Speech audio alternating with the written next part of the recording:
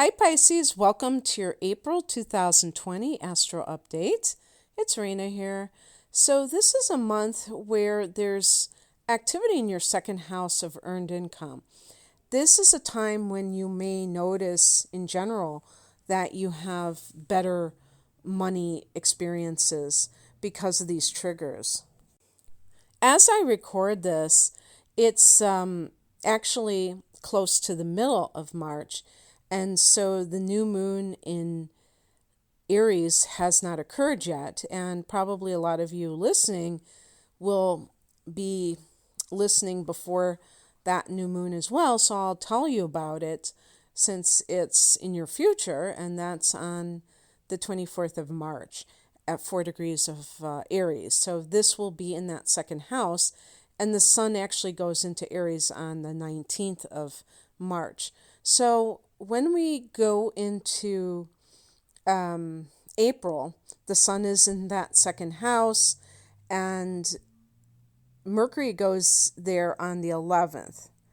And that means that you're going to be kind of crunching numbers. You're going to be seeing, analyzing your budget or thinking about the money that you're bringing in. You're going to be putting attention on it. Let's put it that way. Now, backing up a little bit, on the 3rd of the month, Venus goes into Gemini, which is your 4th house of home and family.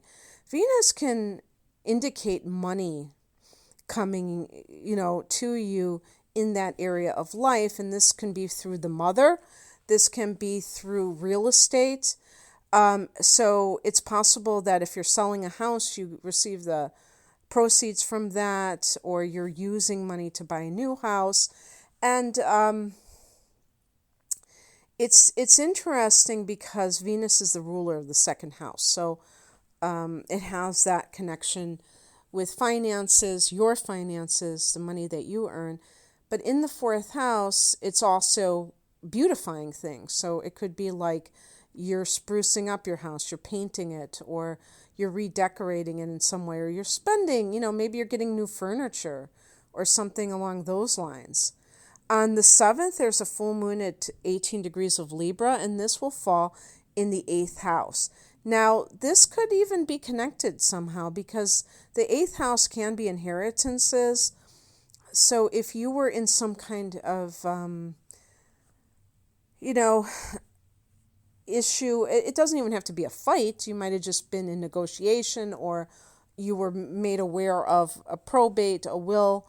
This could be the time when everything is resolved, or it could be the time when you learn about it. So this is on the 7th. A full moon in the 8th house is very insightful about your own inner workings, and Pisces, you rule the 12th house.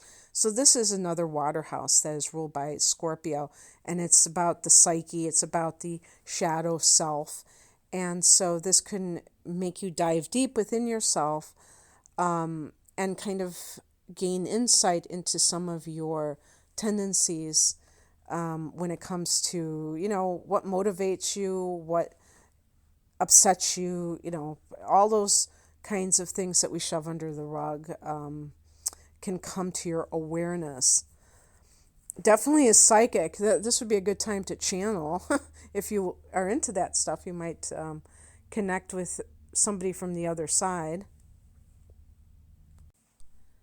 Okay, so on the 19th, the sun goes into Taurus, and there's that 3rd house, and this makes you much more into learning, much more intellectual.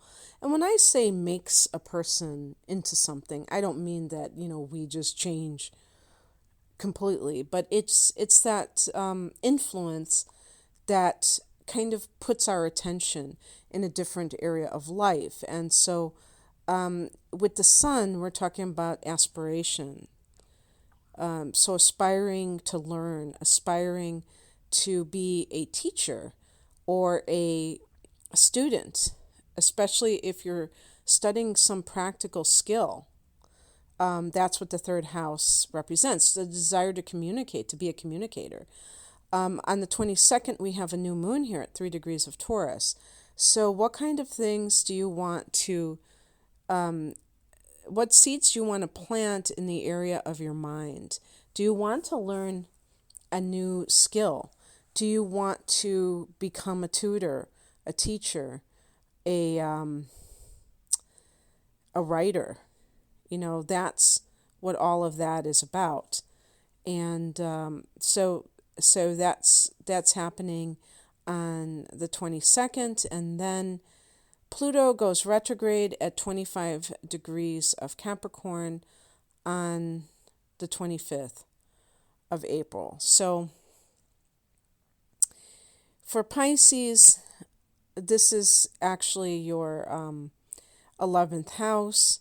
You've had Pluto in this sector for about a dozen years. Well, that's kind of I was going to say a weird transit, but it's an interesting transit.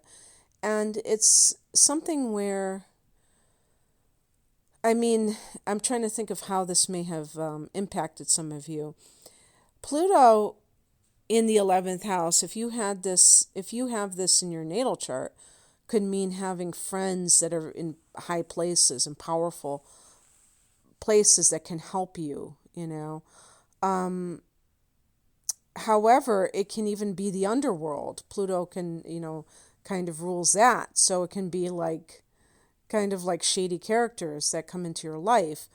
So when you have a Pluto transit in the 11th house, you have to be careful about the people that you associate with, because in some cases you may not realize exactly what they're up to until it's too late. And especially since the 11th house rules groups, this could be, like I have used this example before, of somebody who considers themselves a political activist, and they get involved in a group not knowing that group has been co-opted. In other words, some kind of shady forces have taken over, and there might be some people who are just kind of bopping along thinking that everything is above board, and not realizing that they're useful idiots for these covert forces that are kind of infiltrating their group.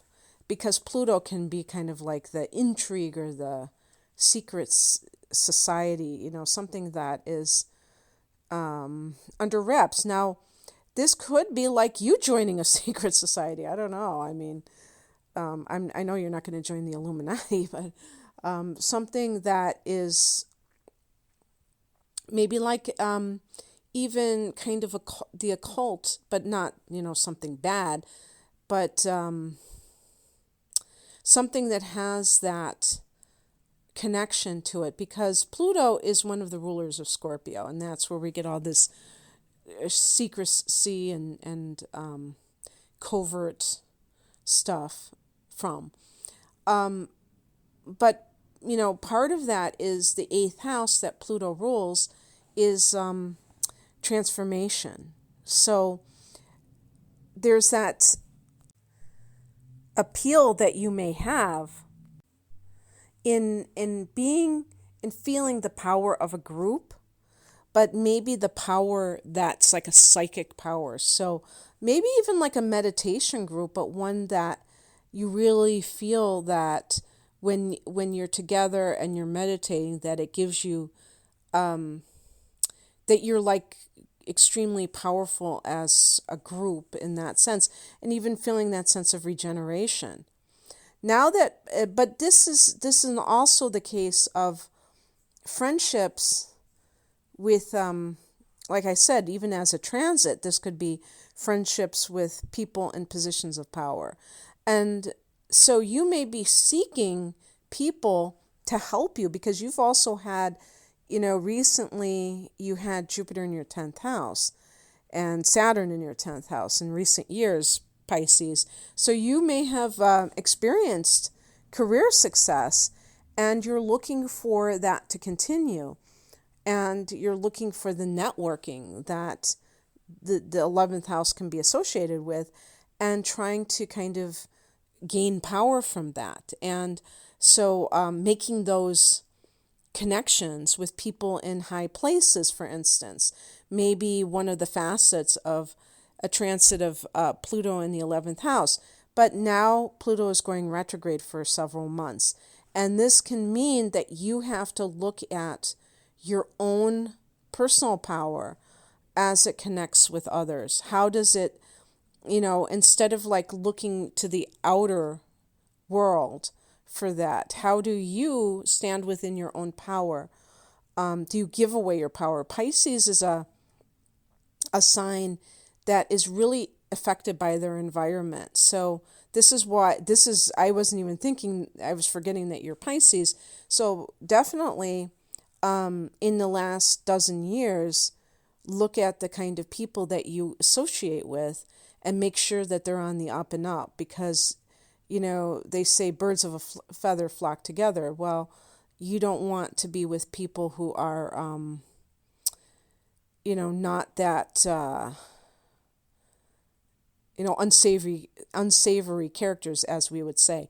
And, in some cases, this can come about. Like, let's say the transit of Pluto in your 11th house began when you were in high school. You may have or when you were just turned into an adult. Maybe you turned 18 or so, and you just kind of fell into this crowd of people who were doing some things that are not so above board, and it just happened to be that phase of your life, and you kind of got in with that, and now you can kind of reflect on that and how you as an individual belonging to a group, do you give away your power? But even any kind of friendship, even if it's not with people that are from the underworld or what have you, even if it's just people that you've been friends with for a long time, Pluto in the 11th house, do any of them hold sway over you? Like, do you give away your power? And this is a great time to think about this, about how you are, as an individual in this group dynamic. On the 27th, Mercury goes into Taurus, the third house, the house that it rules. So it's at home there. And this just adds to your intellectual, kind of maybe this insatiable curiosity about a particular subject that you want to learn more about. Perhaps there's something that you really want to communicate at this time. And therefore you're going to do so in one form or the other. Okay, that's what I have for you, Pisces. I hope that you enjoyed this. If you would like a private reading, the link is below. Have a great month. Bye.